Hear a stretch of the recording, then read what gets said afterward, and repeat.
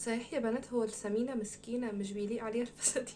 الكومنت ده جالي واحد من ضمن المشاكل اللي بتواجه البنات مع لبس الفساتين. فتعالوا نحل مع بعض كل المشاكل ممكن تخطر في بالك لو قررتي تلبسي فستان، او اوريدي لو لبستي فستان وفجأة اكتشفتي ان هو فيه منه مشكلة. زي ما لبس الفساتين بالنسبة للبعض بيعمل لهم مشكلة أو في مشاكل في لبس الفستان، زي مثلا بيطير زي أو بيلزق في الجسم، إن الفساتين مش بتليق على البنات القصيرة والبنات التخينة، كل الكلام ده زي ما موجود برضو في أي لبس تاني. البناطيل ضيقة قوي بتخلي شكل البنت مش عارفة ايه وحش، مش ألذذ حاجة. التيشيرتات القصيرة ما تنفعش مش عارفة. مش المفروض نفضل نعرقلها كده جوه دماغنا ونفضل بس متمسكين ان احنا عايزين نلبس الجينز. مش ضد البناطيل 100%، ولكن انا بناشد ان احنا نرجع نلبس فساتين، وضد البناطيل بنسبة 99% مثلا. وخلونا نبدأ في فيديو النهاردة ونحل مع بعض القليل من مشاكلنا مع الفساتين. اكتر واغرب حاجة ممكن اشوف اي بنت بتلبس فستان مش ماشية عليها، وهي انها ما تلبس بنطلون ستريتش تحت الفستان. البنطلون ستريتش او البودي او التيشيرت اللي بنلبسه تحت الفستان دي حاجة ألف وخصوصا القطعة اللي تحت، يعني لازم تحت أي فستان جيب عباية نلبس بنطلون ستريتش. أولا طالعة من مواصلات، نازلة من مواصلات، في هوا، في أي حاجة بتحصل، لازم بنطلون ستريتش مداريني، إذا كان بقى أسود أو بيج على حسب الفستان اللي انتي لابساه وعلى حسب مودك يعني. تاني نقطة ان الفستان اوقات بيلزق على جسمنا، بيحصل عارفين موضوع الكهربا ده، ان الفستان يكون مكهرب في اي حاجة تكوني لابساها.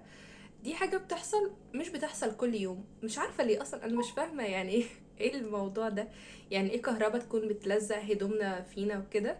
بس ده حله بسيط جدا جدا جدا، هو انك تجيبي اي، بصي كريم والله قصادي، اي كريم مرطب، فازلين، اي لوشن، وتحطيه كده على ايدك شويه حلوين، تعمليها كده وتعمليها على البنطلون اللي انتي لابساه تحت الفستان.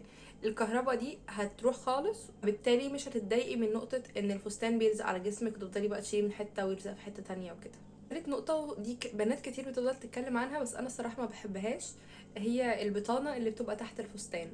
هي حاجة محترمة جدا جدا جدا انك تكوني لابسة بطانة تحت الفستان، بالذات الفساتين الصيفي اكتر، لان هي بتبقى شيفون او حاجه شبه كده، فمثلا ممكن تطير اكتر او انها ممكن تكون شفافه، فبتحتاجي انك تلبسي تحتها بطانه. البطانه دي بتبقى قماشه طريه جدا، يعني طريه قوي تمام، مش بتحس بيها خالص. بتبقى عباره عن فستان تحتها قط او كم او جيبه.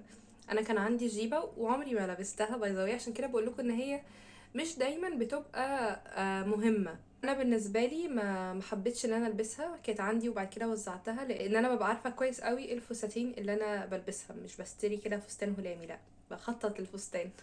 دلوقتي كنا بنتكلم عن المشاكل اللي ممكن تواجهنا. في بقى كام نقطة. دي نقطة الكومنتس بقى اللي جات لي على الفيديو أكتر على اليوتيوب مش هنا على التيك توك كمان، إنه الفستان بيئة، وإن البنطلون أشيك. شكرا. مفيش منطق في الكلام ليه؟ الفستان مش بيليق على البنت التخينة، الفستان مش بيليق على البنت القصيرة، الفستان مش بيليق على البنت الرفيعة. امال هو بيليق على ايه؟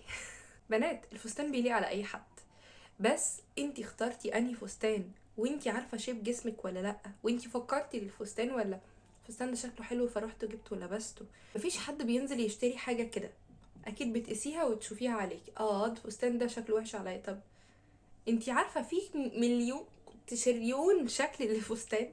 الفستان او العباية anyway يعني، عشان مفضلش اكرر كتير الموضوع ده، الحاجة الوحيدة في اللبس اللي عندها استعداد تداري كل عيوب جسمك، لان انا مش لابسة بنطلون ففي حاجة باينة من هنا وحاجة عاملة من هنا، لا، فستان قطعة واحدة بتداري كل حاجة، مش مفصلة اي حاجة.